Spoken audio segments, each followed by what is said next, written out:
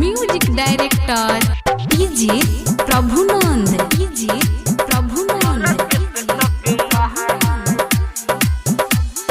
UP Bihar में भइल बाबा चल पटावे हरत के सटक मार। यूपी बिहार में भइल बाबा चल पटावे हरत के सटक मार। कोमर कमानी लागला कोमर कमानी लागला देखी के बिगड़ जाता हमरो जवाना के बाटे दूधनी गंगाल चल पटावे हरत के सटक मार। यूपी बिहार में भइल बाबा चल पटावे हरत के सटक महाल। परवाना रिकॉर्डिंग स्टूडियो गड़खा सारा। चल पटावे हरत म्यूजिक डायरेक्टर डीजे प्रभुनंद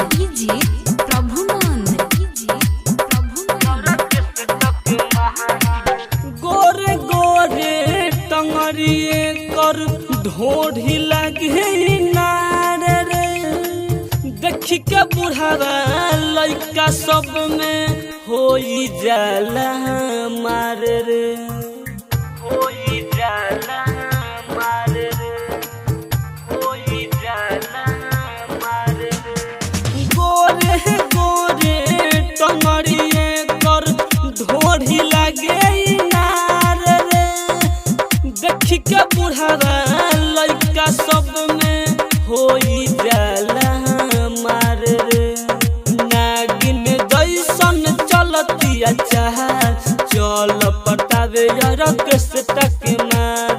जवाना के बाटे हैं दूधनी गंगा चल पटावे हरत के सटक मार। लहंगा उठा के करावतिया महार चल पटावे हरत के सटक मार।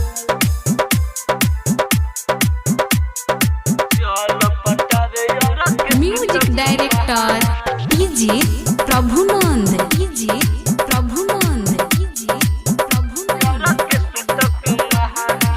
धीरसन ही नहीं मानी चटल ही ओठलाली रे पप्पू तनिका बतिया मान माजा मारी हाली रे माजा मारी हाली रे माजा मारी हाली रे धीरसन ही नहीं मानी चटल ही ओठलाली रे पप्पू तनिका बतिया मान माजा मारी हाली रे बाटे भरले ढोरिया खाल चल पटावे हरत के सटक मार।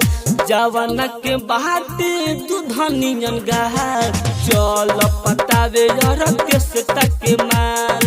कोमर हिलावतिया लहंगा उघार चल पटावे हरत के सटक मार।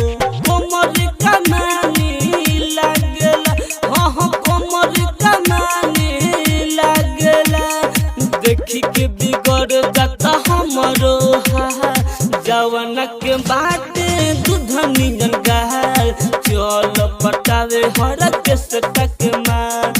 यूपी बिहार में भइल बाबा चल पटावे हरत के सटक मार।